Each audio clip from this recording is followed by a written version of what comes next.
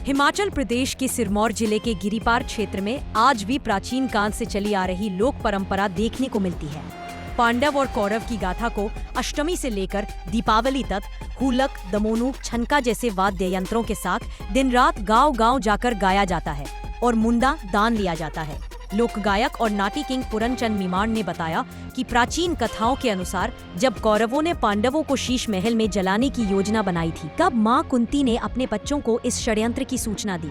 इसी दौरान भीम ने घने जंगल में लगी आग के बीच चूहों के बच्चों को सुरक्षित बचाया। चूहों की मदद से पांडवों ने धूंधू रवार की गुफा में जाने का रास्ता तैयार किया।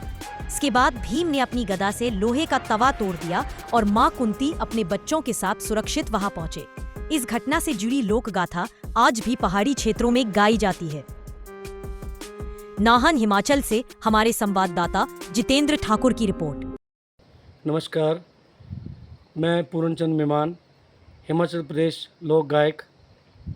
मैं आपको ये सूचित करना चाह रहा हूँ कि हमारी जो ये परंपरा है और जैसे हमारा ज़िला सिरमौर में रीति रिवाज चल रहा है, ये जैसे हलूक है और दमेनू है, ये उस टाइम की बनी है जब पांडव कौरव की जब लड़ाई लगी थी और सौदे को जब गरे बैठा था तो उस टाइम कुंता माँ ने बोला कि झपड़ बाजा बनाओ। तो जब झपड़ बाजा बनाया तो फिर ये हलूक और दमेनू बनाया गया था। हड़ूक दमेनू बनाया गया था कि जब सौदे को गरे बैठा था उस गरे टालने के लिए जब वो बाजा बजा तो वो गरे ऑटोमेटिकली टल गए। वो उसके बाद जब उनके ऊपर जब संगठन आया तो उनको जो है लाखा मंडल में उनको वहाँ पर अंदर ढका गया था। उसके बाद जब वो आग से जला रहे थे उनको पंडवाने को, तो फिर उन्होंने फिर जो है भगवान को दुआया। तो फिर भी ने जो है कहीं जब जंगल में आग लगी थी तो भी ने जो है वहाँ पर चूहे के बच्चे बचाए थे।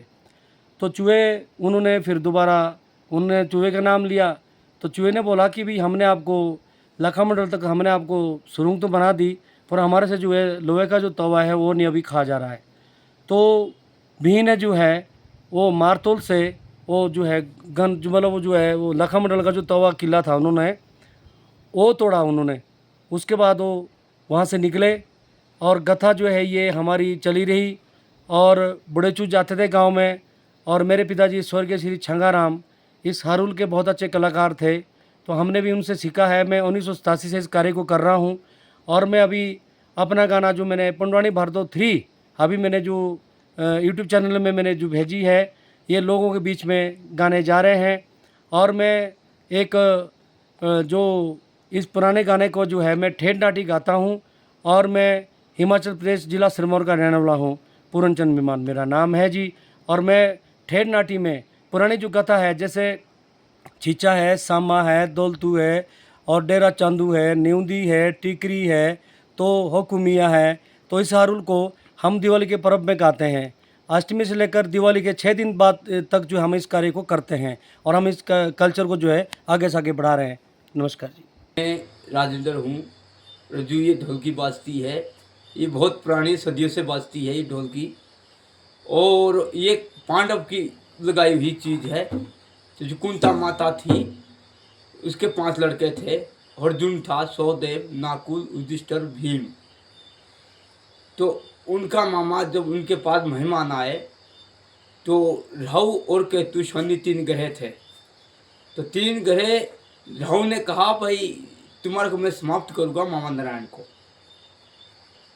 तो उसने उसके अपने बहन के पास आया तो उसने बोला भाई मेरे को राहु ग्रह बैठना और मेरे को समाप्त कर देना उसने, और मैं आपको मिलने आया, मैं आपको मिल चुका हूँ और आपने किस चीज़ से घबराना नहीं है और मैं समाप्त हो जाना। तो फिर द्रौपदी राजा से कुंती ने ये हलूक जो है हमारे पास ये दमानू है इसको लाया।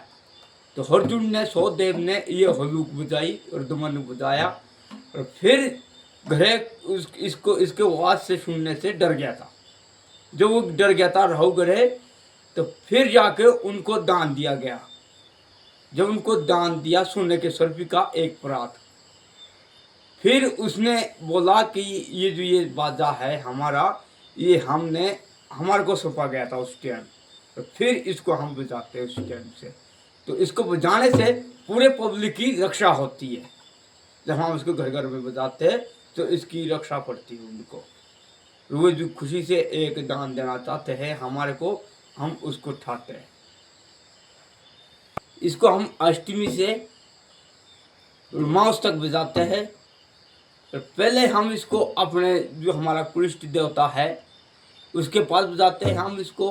और उसके बाद हम अष्टमी से मास तक जब दीपक जलाते हैं, हम अपने घर में दीपमाला करते हैं, तो तब तक ये बाजा बाजता है। ये 24 दिन तक बाजता है। उसके बाद ये बाजा साल भर तक धूप जेल के साथ टंग रहता है।